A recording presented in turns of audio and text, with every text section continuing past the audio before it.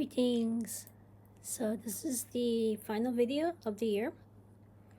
Happy holidays, Merry Christmas, Happy Kwanzaa, Meneke Kimaka, Shinakimashite omedetou gozaimasu. So this epilogue is actually a synopsis of my original story and this new one. And then I'll go over my final thoughts and how I got started on this platform. Before my kid's parents got married back in Hawaii, back in the mid to late 1960s, they thought that they were ready. They met at college. They spent about a decade creating a non-xenophobic Japanese Hawaiian identity. By then, they were already in their 30s when they finally got married. Chachi's parents went one step further. About a decade before they got married, about the same time, they worked on creating a non-homophobic straight identity. They're about the same age as my Keru's parents as well. 1989, Akemi Amano found herself in a situation where she would lose, regardless of the decision she would later make. If she married Peter Alloway, her xenophobic and homophobic parents' younger sister would have disowned her. But if she declined this marriage proposal, then both of them would not have gotten married. So the original story covered the fact that straight women who have endometriosis receive substandard medical care. Now this story, a decade later, Eriko Sasaki found herself in an even more difficult situation. Her younger brother is gay. They're made in Japan. Japanese parents are xenophobic and homophobic. They moved to the United States. The Japanese American community here is also homophobic. So in this story, we see that trans people with endometriosis receive even worse care, as evidenced by what Chachi went through after they had surgery by an endometriosis specialist.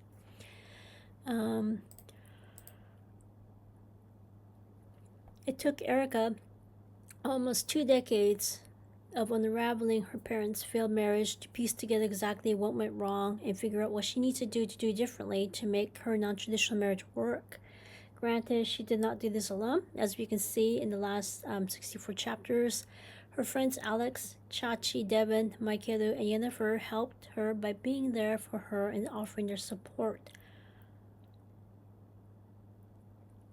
Long story short, Erica's feature-length films at the NSEW, North South East West Studio, not only brought her father back to the States, she also made things right. She started by getting him a university education in this country as opposed to the one from Japan that doesn't have any value in this country. Got him the right job, helped him marry a person who was right for him. A mixed-race Japanese American whose mother is made Japan Japanese. Also, her money brought her and her partner into a financially secure situation where she can pay it forward. We all know what happened in 2020, so I won't go into it here. The next film was a collaboration with Chachi, who came up with a completely different scenario. What if their mothers stayed in contact with each other? This was due to the fact that both of them came from the same fishing village in Japan.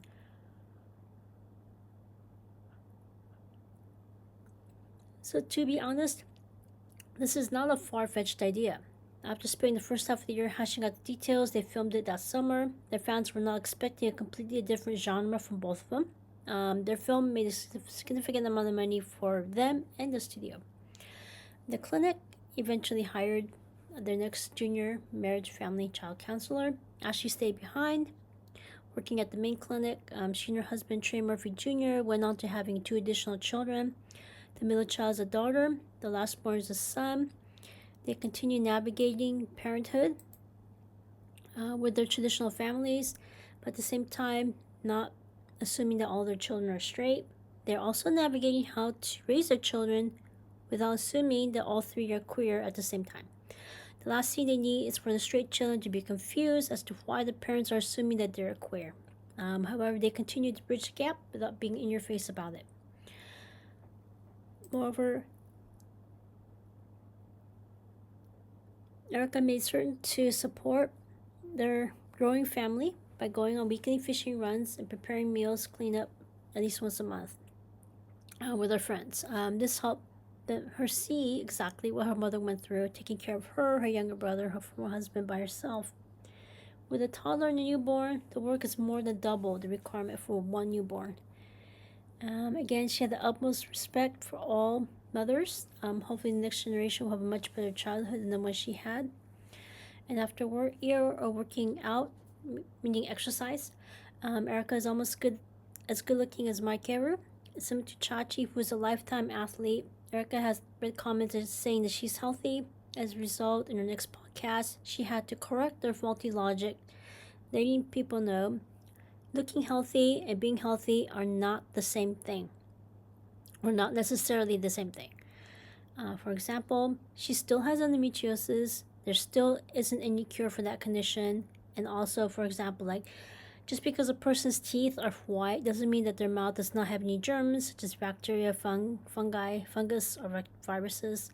Much to her relief, they got the message. However, this made her realize that she still has a lot of educating to do. So at this point, this was a reminder to her. She has to put on her community health educator hat on during each of her podcasts. It will always be her passion project, and she wants that to be her legacy.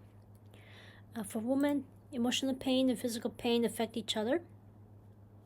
In sharp contrast for men, they can separate the two types of pain. Also, she realized no matter how hard she tries, she can never give Mike Kedu 100% of what he needs. All she can do is give him her unconditional love and make sure that he reaches out to his male friends, such as his cousin Richard and Chachi's elder brother. Could the next generation help heal men? Only time will tell. If I do remember,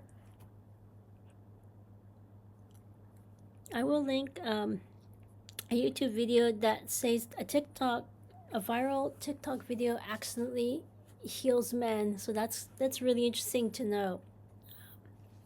So it could be true. Maybe next generation is going to be healing the men. Final thoughts. Let me put this on a separate page here. Before I created this new story, I had completed the original story. I wove details throughout this new one. The reason why I created this new story was because the original story about a decade ago had a lot of loose ends. I wanted to create this new story to tie them together. The original story hinted that Maria's daughter Erin is trans, but it did not go into detail. Granted, the original story ended in 2009 before Erin came of age. I also wanted to bring closure to the fact that Kim was estranged from her parents and her younger sibling in the original story. And I also want to bring in 2 additional characters who will work at Peter's father's international company, since Peter could not take over his father's company. Hence the fact that Mike Kedu has 2 elder siblings whose respective husbands have an advanced degree in international business. I already had the 3 main characters of this new story in mind: Erica, Mike Kedu, and Chachi. And I had already decided Erica has endometriosis, she has a younger brother who is gay, Mike Kedu is gay, and Chachi is trans with endometriosis. The original story talked about how endometriosis affects straight people, and this one added how endometriosis affects trans people. The fact that there's very little research to support exacerbates the fact that trans people have an even more difficult time navigating Western medicine and getting the appropriate care and support that they need. That's why in my story, after Chachi's diagnosed, I state that she is paying it forward by helping other trans people get the diagnosis, care, and support they need. I also did not, I know some of you probably have already figured this one out too. Those of you who went through all 64 chapters, I highly commend you. I also did not make Devin and Yennefer a couple at the beginning because until I was ready to explain why Devin, a straight person, decided to get into a relationship with Yennefer, who is lesbian. Fun fact, I didn't think to make Mike Kedu bi until I wrote the chapter where they watched the movie The Crying Game with their new friends Devin and Yennefer. Plus, I needed the reason why Erica and Mike Kedu are right for each other. From that point on, I made certain research as much as I can about people who are bi. So that was something that just organically happened it wasn't something that I planned from the beginning. Um, so the other thing, some of you may have been wondering, why didn't I just, boom, chapter 1, this is what went wrong with the marriage? Well,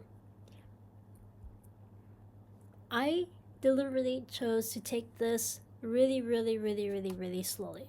The reason why is that it's unrealistic to expect an 18-year-old to have that kind of maturity and life experience needed to have that depth of insight into human relationships. So, in writing what went wrong with their parents' marriage, the story ended up being more about their marriage than Erica and Mikeru's marriage. Another tidbit, some of you may have figured this out as well. I didn't deliberately Google exactly how transfer surgery is done until the final few chapters. Part of it is the fact that I don't want AI to spoil it for me until I was ready to talk about it. Also, I didn't introduce Alex until I was ready as well, because I wanted to show, because if I went boom, Chachi already had top surgery, then some people who followed this from the beginning might have had an inappropriate visceral reaction to this. So that's the other thing, because I really wanted to show Chachi's human face, what she is, what they're going through, thoughts, feelings, physical changes and all that. So that's why I deliberately did it that way. Fun fact, when I was writing the original story, I watched a lot of anime. That's why the original story has a lot of anime aspects and atmosphere. In sharp contrast, while I was working on this new story this year, I listened to a lot of podcasts by and for the queer community. I also watched a lot of comedy by straight and queer comedians. I did this not only to stay on task, but to also be as true as I can to what the queer and straight experience is like during the first decades of this new millennium. Although there were times when this story was very difficult to put together, I did learn a lot from this journey. I challenge all of you to create your own young adult fiction, make your own YouTube series, and happy holidays. So another thing that I want to say, not a lot of people know about this part because I probably never talked about it. How did I start with this platform? I started with a channel. Sadly, the channel doesn't exist any longer. To meet the requirements of one of my classes from college. It has my IRL name. That's why I deleted it and created a new channel. During that college class, I mostly watched videos from J-vloggers, which are video bloggers from Japan. Especially like people like Softy Papa, Busan Kev, Molly's Place, Give Me a Break Man. Also saw videos from the United States, such as Wong Fu Productions in Southern California, Ryan Higa from, I think he started in Hawaii. That's that part. No, right now I think he's living in Nevada. I could be wrong. Correct me if I'm wrong, because I know he has since switched more to like live streaming rather than making actual videos. And Paul Source Jr. From Paul Source Jr., I'm not exactly sure how I got started watching, because you would think when you take a look at this, she's looking at IRL videos. Somewhere down the line, I started watching Paul Source Jr. That one, I could not pinpoint, the exact moment. Maybe it was, because back then, a lot of YouTube were hyping up certain people, and maybe he was one of them that was hyped, and I'm like, oh, this looks interesting, let me take a look. So from Paul Source Jr., I was introduced to an SMP called Minecraft. From this, I was introduced to Team Canada, Ethos Lab, or Etho, Slab, Pause and Pause, Vintage Beef. And when their teammate Bakam77 joined Hermitcraft, I started following them. In the interim, I started my own Let's Play. Unfortunately, there was a person who kept leaving comments asking when my next video will be released, and although I ignored this person, it got so bad that I just decided to just delete all the videos and clean that channel. And that's why I created a brand new channel. I figured if I create a brand new channel, completely different name, completely different skin, there's no way that this person will figure out which channel I moved to. So that's my main channel. Last year, I looked at the content on my main channel, realized I'm all over the place. The content and who I'm subscribed to, it doesn't match. So that's why I created this channel, which is more focused in terms of both content and who I'm subscribed to. Next year, my main channel will be mostly my single world with a sprinkling of IRL stuff. And this second channel will be mostly book reviews. So here's to a new year filled with more videos. Take care. Questions, comments, constructive criticisms, asking for clarifications, let me know. And I shall see you next year. Take care.